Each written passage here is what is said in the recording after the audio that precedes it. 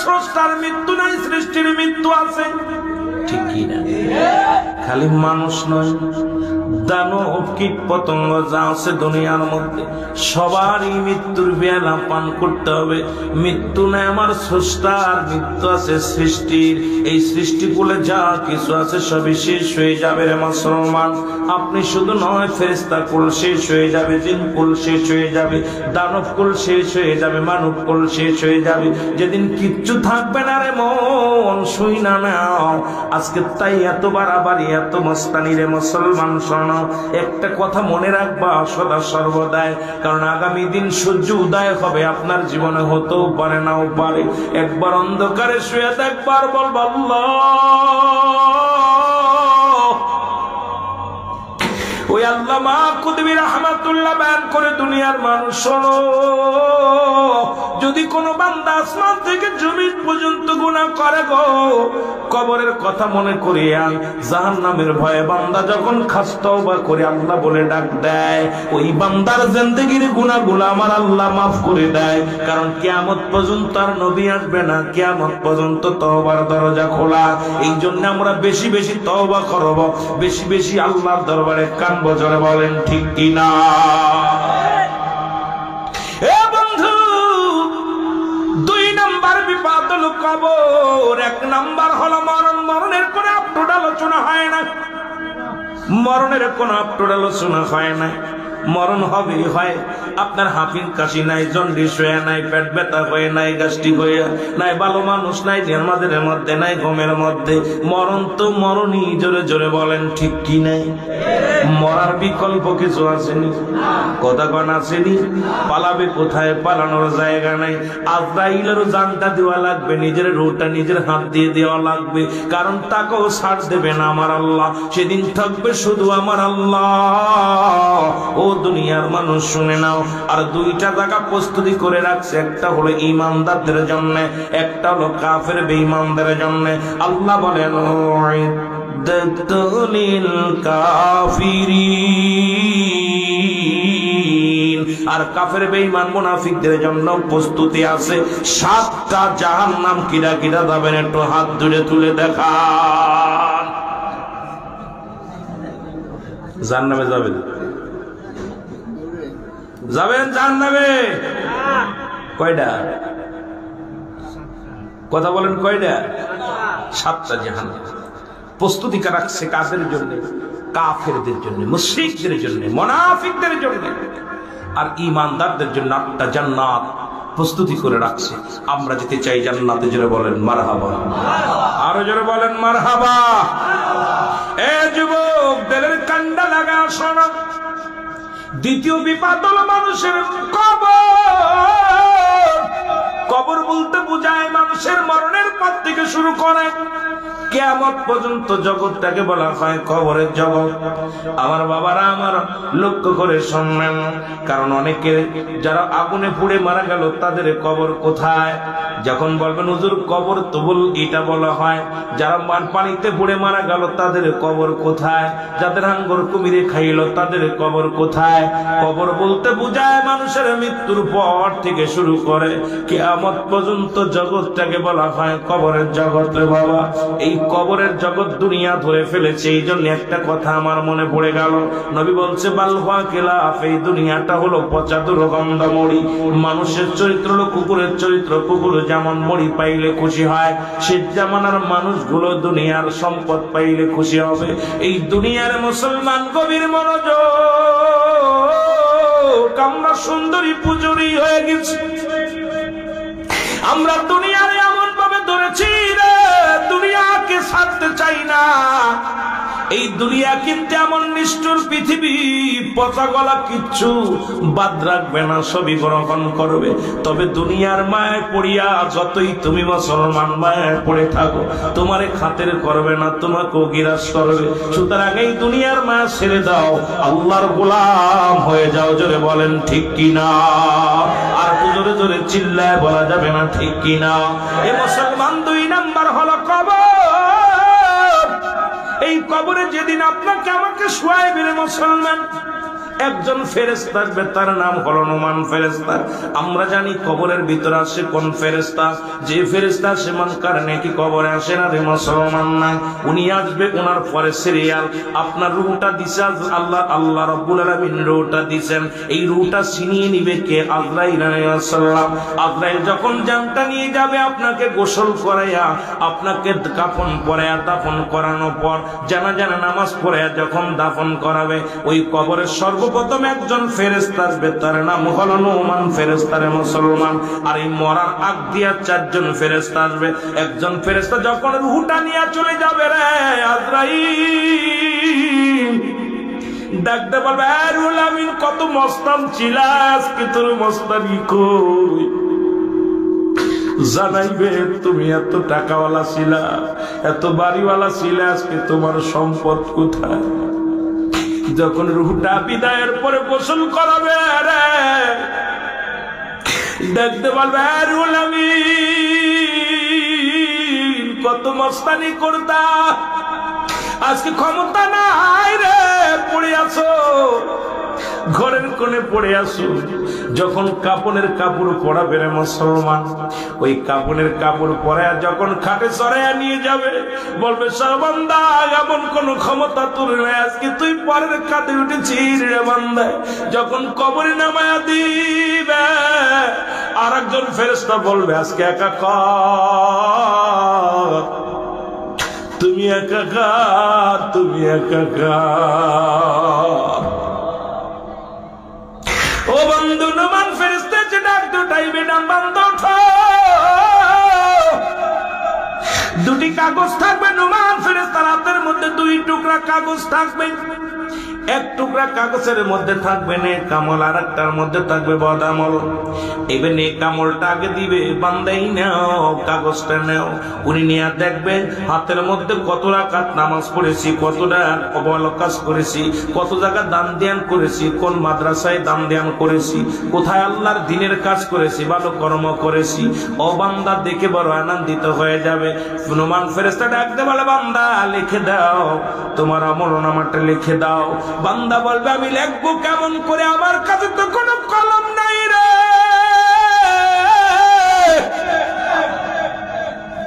ফেরেশতা বলবে, বান্দা কলম তোমার ডান হাতের শাহাদাত আঙ্গুল মুবারক, জোরে বল আল্লাহু আকবার। আর একটু জোরে বল। এই ডান হাতের আঙ্গুল মুবারক হবে শাহাদাত আঙ্গুল মুবারক, এটা হবে আপনার কলম।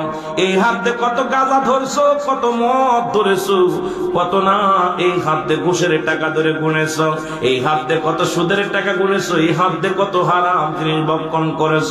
তোমার কি একবার মনে পড়ে না রে বান্দা, এই হাতের আঙ্গুল হবে তোমার কলম। কলম যদি ভালো না হয় লিখবে কেমন করে?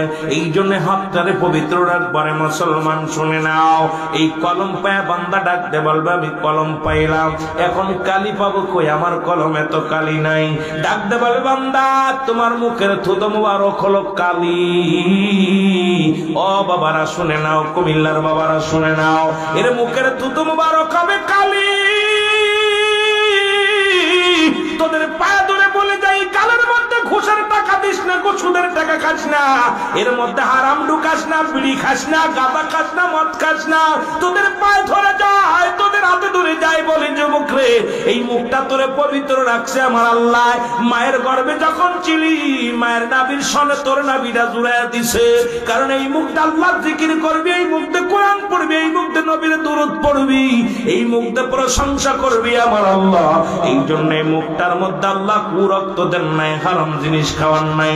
ওরে 10 মাস 10 দিন তুই মায়ের গর্ভে ছিলি, একদিনও তোর ওই কুরক্ত পান করাই নাই। আর দুনিয়ায় আইয়া মুখের মধ্যে কেমনে বিড়ি টান মারিস, কেমনে গাঁজায় টান মারিস, কেমনে তুই মদের বোতল দইরা গালের মধ্যে গিলিস রে যুবক, একবার কি তোর মনে পড়ে না রে যুবক? তোর মায়ের পেটে যখন ছিলি রে, তোরে আমার মাওলা কেমনে খাওয়াইছে, একবার যদি তুই চিন্তা করিস। জীবনে এই মুখের মধ্যে কোনদিন আর গাঁজা দিবি না, মদ দিবি না, এই তারি দিবি না, ইয়াবা দিবি না, এই মুখে কাউকে গালি দিবি না, মুখটা পবিত্র রাখবি, মুখের থুতু মুবারক হবে কালি। জোরে জোরে চিল্লায় বলা যাবে না আল্লাহু আকবার। এ দুনিয়ার যুবক বন্ধুরা শোনো, মুখের থুতু মুবারক হবে কালি। আজ থেকে মুখের ভিতরে গাঁজা দিব না, মদ দিব না, তারি দিব না, মুখ দিয়ে গালি দিব না, মুখ দিয়ে কাউরে কষ্ট দিব না। কে কে রাজি আছো হাত দুখানে মাওলারে দেখাও, জোরে বলো আল্লাহু আকবার। এ মাবুদ, আমরা মুখখানে পবিত্র রাখতে চাই। আল্লাহ, এই মুখটার তুমি পবিত্র রাইখা দিও গো। এই মুখের থুতু মুবারক দিয়ে আমলনামা লেখার শক্তি দিও, জোরে বলা যাবে না আমিন। বান্দা বলবে আমি কালি পাইলাম, এখন কাগজ পাবো কই? 3 টুকরা কাফনের কাপড় দেয়া হয় কবরে। প্রথম কাফনের কাপড়টা টানলে খুলে নিবে, বলেই নাও বান্দা নাও, তোমার আমলনামাটা লেখো। বান্দার সেকেন্ডের মধ্যে লেখা হয়ে যাবে, মিনিটের মধ্যে লেখা হয়ে যাবে। এবার হাত থেকে ছিনিয়ে নিবে, নিয়ে বল বান্দা আর একটা কাফনের কাপড় দিবে, দ্বিতীয় টুকরা দিয়ে বল বান্দাই নাও তুমি লেখো। এবার 80 বছর 50 বছরের জিন্দেগি কোথায় তুমি কোন মহিলা নিয়ে গল্প করেছিলা, কোথায় তুমি মদের প্যান্ডেলে বসেছিলা, কোথায় তুমি নামাজ ফাঁকি দিয়া বন্ধু বান্ধব নিয়ে আড্ডা মেরেছিলা, কোথায় তুমি মুসলমান তুমি কোরআনের অবমাননা করেছিলা।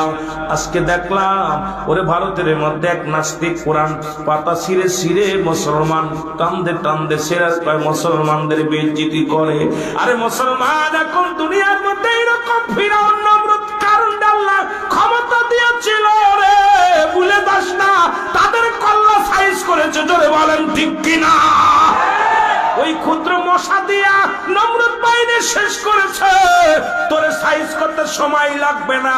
আমি অনুরোধ করি যায়, কোরআনের প্রতি আঘাত আনিস না, হাদিসের প্রতি আঘাত আনিস না, নবীর উপরে আঘাত আনিস না, ইসলামের উপরে আঘাত আনিস না।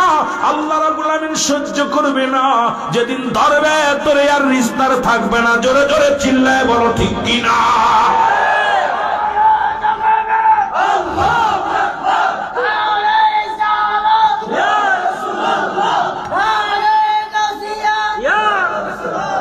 এই যুবক, আমি দিলের কণ্ঠা লাগায় শোনো, বান্দা কোথায় অন্যায় করেছিল বলবে আমি অন্যায় করি নাই, আমি তো নামাজ ছাড়ি নাই, কোনদিন কোন বেগানা নারী নিয়ে ঘুরি নাই, আমি কোনদিন অপরাধ করি নাই। ওই কম্পিউটার বাইরে যাবে, ওই মোবাইল গুলো যেমন একটি ভিডিও হয়, এই ভিডিও প্লের সামনে হাজির করে দিবে বান্দা। এবার দেখবে কত মাস, কত টাইম, কত সেকেন্ড, কত তারিখ সামনে হাজির হয়ে যাবে রে বান্দা। পলানোর কোনো পথ থাকবে না। বলবে বান্দা অমুক দিন, অমুক রাত্রে, অমুক টাইম, অমুক তারিখ, অমুক সময়, এত সেকেন্ড, এত মিনিট, এত ঘন্টায় ওরে মুসলমান সামনে হাজির হয়ে যাবে আয়নার মতো। যেমন দেখেন এখন মিডিয়াতে কত আলোচনা হয়, এক বক্তা একটা কথা বলে যদি পরে আমি বলি নাই, দেখা যায় পরবর্তী সময় ইডা আবার ফেলেস করা হয়, দেখা যায় বক্তা ওই মুখ দিয়ে বলেছে। এই রকম আল্লাহর দরবারে বান্দা বলানোর মতো জায়গা নাই। নোমান ফেরেশতা বলবে বান্দা তুমি কত তারিখ, কত সময় অন্যায়টা করেছিলে দেখো। তখন বান্দার সামনে যখন হাজির হয়ে যাবে, বান্দা চিৎকার মেরে বলবে ফেরেশতারা রে আমি লিখতে পারবো না, আমার হাতে আমি অন্যায় কাজ লিখতে পারবো না, আমারে তুমি ক্ষমা করে দাও। ডান দিক থেকে মাটিগুলো চাপ দিবে, ডান দিক থেকে চাপ দেওয়া পর ডান দিকের হাড্ডিগুলো ভেঙে বাম দিকে চলে যাবে, বাম দিক থেকে চাপ দিবে, বাম দিকের হাড্ডিগুলো ডান দিকে চলে যাবে। বাবারে কবরে আযাব হয় যদি বুঝতে হয়, যদি বিশ্বাস না হয় সকালবেলা আপনার বাবা মায়ের কবরের পাশে একটা গরু বাঁধবেন, গরু বাঁধিয়া সুন্দর খাবার দিয়া একটু আড়ালে দাঁড়ায়া থাকবেন, দেখবেন মুসলমান ওই গরুটা চোখ দিয়া দর দর করে পানি ছেড়ে দিছে, ওই গরুটা রশি ছিঁড়াছিঁড়ি করে টালু মালু তাকাবে, একমাত্র কবরে আযাব।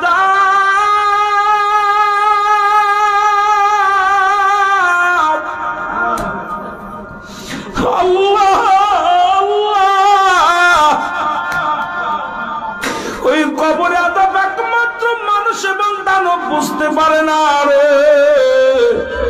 সমস্ত প্রাণী বুঝতে পারে কবরে আযাব। আল্লাহ আর একটু জোরে বলুন। আমার ভাইরা, আমার বন্ধুরা, আমার ফেরেশতা তাকে এমন এক একটা গর্জন মারবে আর তুই আমলনামাগুলো লেখাবে। বান্দার লেখা শেষ না হওয়া পর্যন্ত কবর থেকে যাবে না।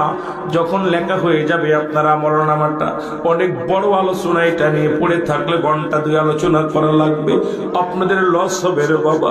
এবার ফেরেশতা বলবে আমি গুড বাই, বিদায়।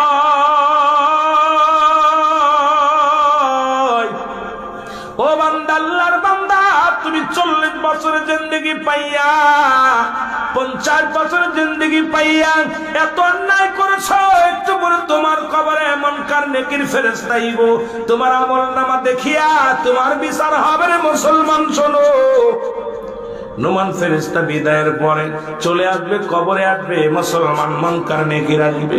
কেউ বলে 3টা পড়াশোনা হবে কবরে, কেউ বলে 1টা পড়াশোনা হবে কবরে। বান্দার আমলনামাটা যখন দেখবে, দেখে বলবে বান্দা তুমি দুনিয়ার মধ্যে কতই না ভালো কর্ম করেছিলে রে বান্দা। ওই জান্নাতের একটা দরজা খুলে দিবে, জান্নাত থেকে কিয়ামত পর্যন্ত, কবর পর্যন্ত শুধু শান্তি আর শান্তি। ওই কবরের মধ্যে জান্নাতি নিয়ামতগুলো বর্ষণ করবে। আর যে বান্দা জাহান্নামী হবে, জাহান্নাম থেকে একটা দরজা খুলে দেওয়া হবে। এই জাহান্নামের যত গজব, যত সাপ বিচ্ছু, যত না মুসলমান কষ্টদায়ক শাস্তিগুলো আপনার কবর পর্যন্ত আসবে। আর ওই কবরের সকাল আর সন্ধ্যা নাই, বিকেল আর রাত নাই রে মুসলমান। ওই কবরে শুরু হয়ে যাবে আযাব। মুসলমান আবাদান আবাদান চিরস্থায়ী ভাবে এমন ভাবে কঠিন আযাবের মধ্যে পড়ে যাবে রে মুসলমান। শুনে নাও, ওই কবরের মধ্যে কেউ হবে জান্নাতি হাওয়া চালু থাকবে, কারো থাকবে জাহান্নামী হাওয়া চালু থাকবে। আল্লাহ ওই 2 নাম্বার কবর থেকে বাঁচার মতো শক্তি দান করো, জোরে বলো আল্লাহু আকবার। এই কবরে যে আযাব হয় তার একটা প্রমাণ দিলেন মুসলমান। শোনো, ঈসা ইবনে মরিয়ম, ঈসা নবীর ছেলে মরিয়ম, মুসলমান ঈসা নবী মরিয়ম আলাইহিস সালামের সন্তান। ঈসা আলাইহিস সালাম বনি ইসরাইলদেরকে বোঝানোর জন্য ঈসা নবী মাঝে মাঝে গোরস্থানে যাইতো গো, মাঝে মাঝে গোরস্থানে যা বয়া থাকতো, দাঁড়ায়া থাকতো। আল্লাহ নবী ঈসা আলাইহিস সালাম বেশি বেশি কবর গোরস্থানে যা দাঁড়াইতেন। একদিন দেখে এক যুবক কবরের পাশে দাঁড়ায় দাঁড়ায় কান্দে। আল্লাহ নবী ঈসা আলাইহিস সালাম ডাকতে বলে, যুবক তুমি কেন কান্দো? বলে, হুজুর আমি কান্দি, আমার বিবি মারা গেছে। আমার বিবি আজ 1 সপ্তাহ কবরে শুয়ে আছে। আমার বিবিরে বড় ভালোবাসি গো। কয়, যুবক রে তা কি হয়েছে? কয়, হুজুর আমি ওই বিবির জন্য 1 সপ্তাহ করে যাই না, বাড়িতে বাজাই না, খানা খাই না, এই গোরস্থানে বয়া বয়া কান্দি। আমার আল্লাহ যেন হয় আমারে নিয়ে যায়, না হয় আমার বিবিরে ফিরায় দেয়। এই 2টার যে কোনো একটা করা লাগবে আমার আল্লাহ। হয় আমার বউডারে ফেরত দিতে হবে, না হয় আমারে নিয়ে যেতে হবে। জোরে জোরে চিল্লায়া বলা যাবে না আল্লাহু আকবার। এ মুসলমান শোন, ঈসা নবী ডাকতে বলে, ও যুবক তুমি বাড়ি চলে যাও। দুনিয়ার জিন্দেগি বেশি দিন নয়, তুমিও কদিন পরে চলে যাবে। বেশি দিন নয়, আজ না হয় কাল, না হয় পরশু, একদিন চলে যেতে হবে। যুবক বলে, হুজুর আমার বিবিরে আমি প্রচন্ড ভালোবাসি, যদি আমার বিবিরে ফিরিয়ে দিতে পারেন, আমার আল্লাহ যদি আমারে ফিরিয়ে দেয় তাহলে আমার জীবন ধন্য, আর না হয় আমার জন্য নিয়ে যায়। বিবির জন্য এত পাগল। ঈসা নবী ডাকতে কয়, তোমার বউডারে ফেরায় দি, বলো তোমার বউয়ের কবর কই? বলো, হুজুর ওই গোরস্থানে শুয়ে আছে। আল্লাহ নবী ঈসা আলাইহিস সালাম গোরস্থানে যায় ডাকতে, ওঠো, কে শুয়ে আছো কবরে ওঠো। উঠছে একজন ব্যক্তি, দেখে গায়ের মধ্যে আগুনের আগুন, সমস্ত গায়ের মধ্যে আগুন জ্বলতেছে, মাথার ভিতরে আগুনের কাক, সমস্ত জিহ্বাটা টানতে বাহির করে রাখা হয়েছে, বিশাল কঠিন শাস্তির মধ্যে আছে গো। ঈসা নবী ডাকতে বলে, যুবক রে তুমি বলো না তোমার বিবি কবরে শুয়ে আছে? দেখি একজন যুবক ঈসা নবীর দেখার সঙ্গে সঙ্গে কালেমা পড়ে নিছে, লা ইলাহা ইল্লাল্লাহু ঈসা রুহুল্লাহ। জোরে জোরে চিল্লায়া বলা যাবে না সুবহানাল্লাহ। সঙ্গে সঙ্গে যুবকের গায়ের আগুনগুলো লিভা গেছে, সব আযাব আল্লাহ মাফ করে দিয়েছে। আমার আল্লাহ বলেন, ওরে মাফ করে দিছে। ঈসা আলাইহিস সালাম বলতে, যুবক তুমি কতদিন যাবত কবরে? বলে, হুজুর আমি দীর্ঘদিন কয়েকটা বছর আমি ইন্তেকাল করেছি, ইন্তেকালের পর থেকে আমার কবরে খুব ভয়াবহ আযাব। নবী গো, আমি দাওয়াত পেয়েছিলাম, দাওয়াত কবুল করি নাই, আমি সত্যের পথে ছিলাম না। আজকে যখন আপনাকে আমি দেখে চিনে ফেলেছি, আপনার দলভুক্ত হয়ে গেছি, আল্লাহর গোলাম হয়ে গেছি, আল্লাহ আমাকে মাফ করে দিছে। সুবহানাল্লাহ। আরো জোরে বলেন না। ঈসা আলাইহিস সালাম বলে, ও যুবক তুমি শুয়ে যাও, কবরে শুয়ে যাও, তুমি জান্নাতি। সুবহানাল্লাহ। আরো জোরে বলেন। এবার যুবক বলে, আল্লাহর নবী সালাম দিয়ে বলে, যুবক তোমার বিবির কবর কোনটা? বলে, হুজুর ওই যে ওইটা পাশের ডাক। ঈসা আলাইহিস সালাম ডাক দিছে, যুবতী ওঠো, কবরে কে শুয়ে আছো? সঙ্গে সঙ্গে এক রূপবতী নারী উঠছে কবর থেকে, এত সুন্দর চেহারা, এত রূপ, এত মুসলমান। ঈসা আলাইহিস সালাম বলে, যুবক এইটা কি তোমার বিবি? বলে, যে হুজুর এটা আমার বিবি। কয়, যাও তুমি বাড়ি নিয়ে যাও। ঈসা নবী ডাকতে কয়, মেরে তুমি কি অবস্থায় ছিল? বলে, আমি জান্নাতি, কারণ আমি ঈমান নিয়ে কবরে গেছি রে।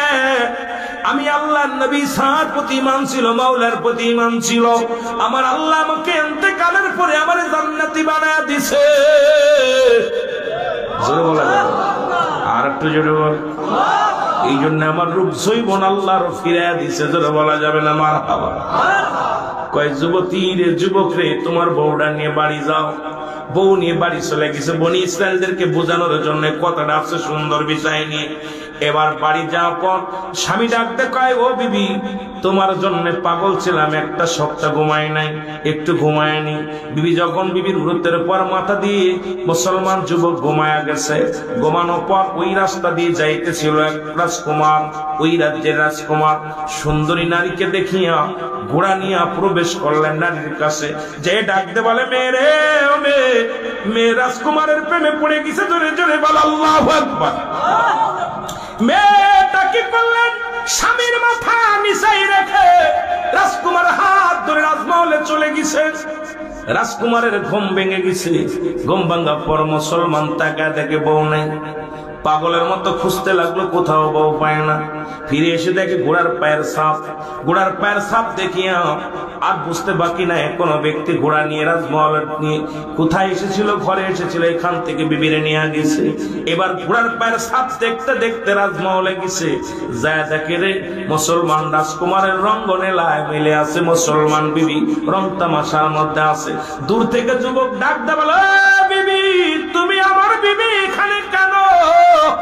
রাজকুমার কয়, ও বিবি, ও কি বল মুসলমান শুনবাই যে শোনো, ওই যে ছেলেটা তোমাকে বিবি বলে দাবি করে, তুমি কি চেনো? কয়, না আমি চিনি না। ওরে আমি চিনি না। কয়, চেনো না? তাহলে তোমার বিবি বললো কেন? আমি জানি না।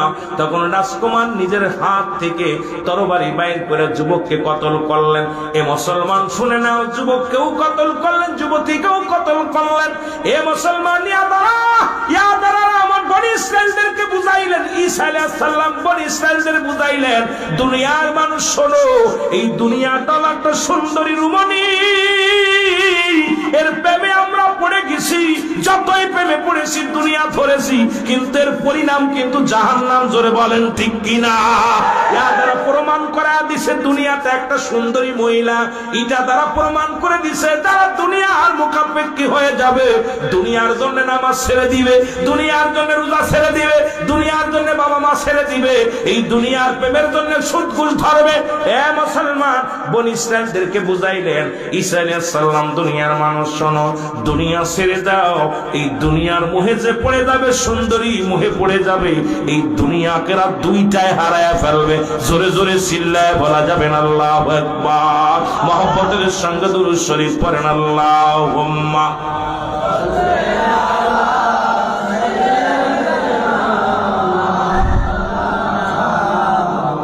ওয়া আলা আলি সাইয়্যিদিনা। এ ভাইরা আমার, বন্ধুরা আমার, 2 নাম্বার বিপদ, 3 নাম্বার বিপদ হলো কিয়ামতের ময়দান। জোরে বল আল্লাহু আকবার। 3 নাম্বার বিপদ কি? হাসরের ময়দান। যেদিন মুঠো হাত উপরে সূর্যোদয় হবে, যেদিন মস্তিষ্কগুলো গলে গলে পড়বে, যেদিন পিতা পুত্ররা চিনবে না, যেদিন ভাই বাইরে চিনবে না, স্ত্রী স্বামীকে চিনবে না, স্বামী স্ত্রী চিনবে না, বন্ধু বন্ধুরে চিনবে না, সেই ময়দানটার নাম হলো হাসরের ময়দান। আর এই কিয়ামত সংঘটিত হবে, কিয়ামতের আগে 10টা আলামত হবে। এই 10টা আলামতের মধ্যে অধিকাংশ আলামত, 70টা আলামত হবে কিয়ামতের আগে, এর মধ্যে অধিকাংশ আলামত হয়ে গেছে, 10টা আলামত বাদ আছে। একটু লিখে নেন বাবা, কাজে লাগবে। এক মিলাইতে যায় এই ওয়াজটা করতে যাওয়া করতে 100 কিতাব গবেষণা করা লাগছে আমাদের, কিন্তু আপনাদের তো এত লাগবে না, আমি সংক্ষিপ্ত আকারে বলে যাই রে মুসলমান, শুনে নাও। কিয়ামতের আগে 70টা আলামতের মধ্যে অধিকাংশ আলামত হয়ে গেছে, এখন বাকি আছে বড় বড় 10টা। তার মধ্যে 1 নাম্বার হলো মুসলমান, 1 নাম্বার হলো খানে দাজ্জালের আগমন, ঈসা আলাইহিস সালামের আগমন, ইমাম মেহেদী আলাইহিস সালামের আগমন। 3টা ভূমিকম্প হবে, একটা ভূমিকম্প পূর্বাঞ্চলে, একটা হবে পশ্চিমাঞ্চলে, একটা হবে মধ্যপ্রাচ্যে। তার মধ্যে কিয়ামতের আগে কাশ্মীর মুসলমানদের দখলে আসবে। এখন মুসলমান সারা বিশ্বের মুসলমান ঐক্য হবে গো, ভালো করে জেনে নাও, ভালো করে জেনে নাও। আজকে তোমরা যতই কোরআনের পরে আঘাত আনো, যতই তোমরা মসজিদ ভেঙে মন্দির করতে চাও, মুসলমানরা একদিন বিজয় লাভ করবে, কাশ্মীর দখলে মুসলমানদের আসবে। ওই কাশ্মীর থেকে নারায়ে রিসালাত বলে স্লোগান বাইর হবে, মদিনা পর্যন্ত ইমানদাররা পৌঁছে যাবে। জোরে জোরে চিল্লায়া বলা যাবে না সুবহানাল্লাহ? আমার বাবারা আমার, এই কিয়ামতের আলামত গুলো বলতে গেলে অনেক সময় লাগে, তবু আমি কিছুটা টাচ দিয়ে যাই। মুসলমান, ইয়াজিদ মাজুদের আগমন ঘটবে মুসলমান, শুনে নাও। মুসলমান শোনো, শুনে নাও। ঈসা, ও মুসলমান শোনো, শোনো। সবচাইতে বড় কিয়ামতের আগে কি হবে গো?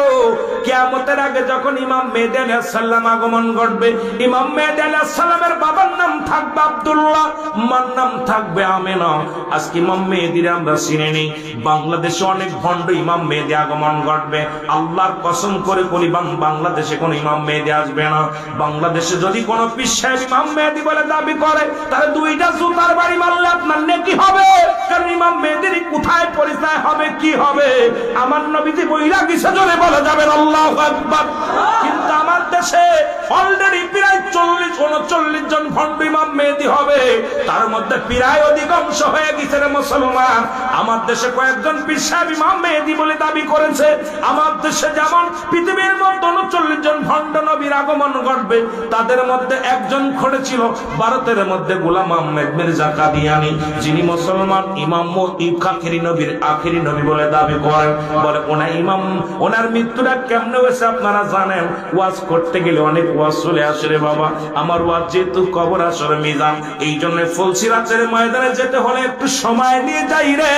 গোলাম আহমেদ মির্জা কাদিয়ানী উনি বলেন, আমার নাম গোলাম আহমেদ। আল্লাহু আকবার বলো। আর একটু জোরে। একজন হচ্ছে মোহাম্মদ, একজন হলো আহম্মদ, কিন্তু দুটি নামের দাবিদার আমার নবী রাহমাতাল লিল আলামিন। জোরে জোরে বলো মারহাবা। আর একটু জোরে বলো মারহাবা।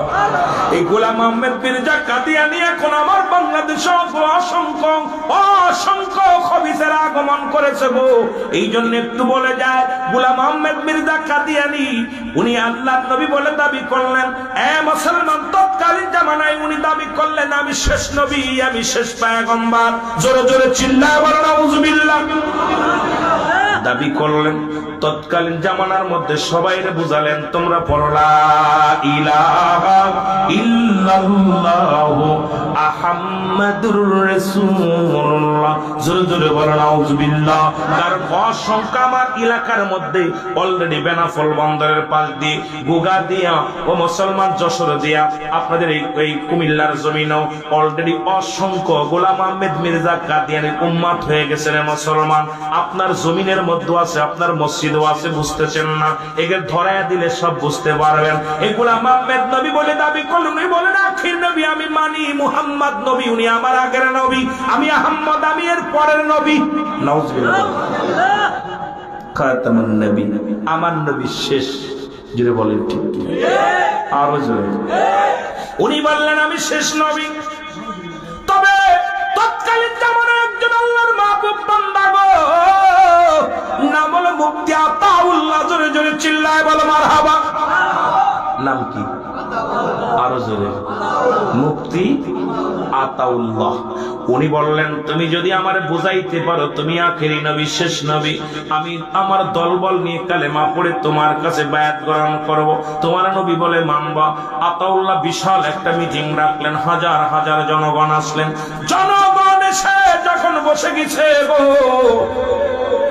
আতাউল্লাহ ডাকতে বলে জনগণ তোমরা শোনো, আগে নামের পরিচয় চলবে। বলে ভাই আপনার নামটা বলেন মাইক নিয়ে। বলে আমার নাম হলো গোলাম আহমেদ মির্জা কাদিয়ানি।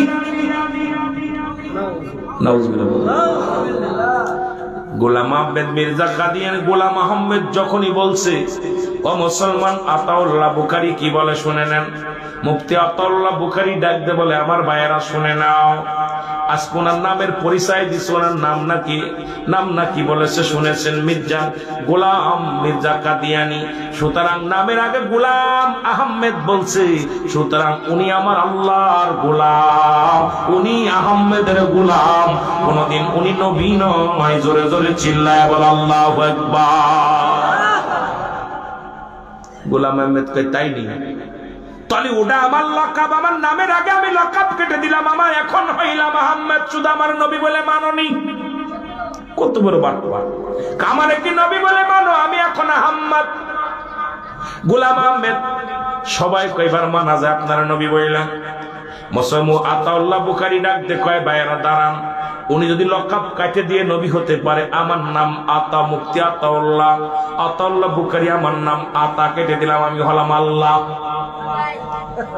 কথা কয় না? ও যদি লকাব কেটে দিয়ে যদি নবী হইতে পারে গো, আমার নামের আগে আতাউল্লাহ, আমি আতা কেটে দিলাম, আমি হয়ে গেলাম আল্লাহ। কথা কয় না কেন? কি হয়েছে? আল্লাহ, আমি আল্লাহ হয়ে বলতেছি। ওর মতো বাটপার, ওর মতো ভণ্ড, ওর মতো লুচ্ছা, ওর মতো লম্পটকে আমি নবুয়তি দিই নাই। জোরে জোরে চিল্লায় বলা যাবে না মারহাবা। কথা কি বোঝেননি? ও যদি নাম কাইটা দিয়া নবী হইতে পারে, গোলাম কাইটা দিয়া খালি গোলাম আতাউল্লাহ হইতে পারে। আতা কইছি এখন আমি এখন আমার নামের আগে কি কেটে দিলাম? আতাউল্লাহ। আমি আতা কেটে দিলাম, আল্লাহ হলাম। ও যদি নবী হতে পারে, আহমদুল্লাহ হইতে পারে লকাব কাইটা দিয়া যদি, তাহলে আমি আমার লকাব কাইটে দিয়ে আল্লাহ হইলাম। আল্লাহ হয়ে বলতেছে ওর মতো লম্পট ভণ্ডরে আমি নবুয়তি দিই নাই। এর কিছুদিন পরে মুফতি, আপনার বাবারা গভীর মনোযোগ, এই গোলাম মির্জা কাদিয়ানি উনি রাত্রে পায়খানা করতে, যে পায়খানায় যে জোরে চাপ দিছে, সিলাপ ভেঙে বাথরুমের ভিতর পড়ছে।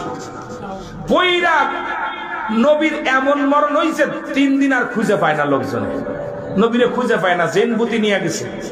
কথা বুঝেননি? এমন খুঁজতেছে, খুঁজতে খুঁজতে যায় দেখে বাথরুমের ভিতর পইরা মইরে গু খাইয়ে পায়খানা খেয়ে ঢ্যাপ দেবে মোটা হাত উড়ে গেছে। ভালো করে বুঝেন, মিথ্যা বললে বলেন হুজুর মিথ্যা বলতেছেন, শুনে নেন। এরপরে এ মুসলমান, ওই ভণ্ড গোলাম, কথা বুঝেননি? ভণ্ড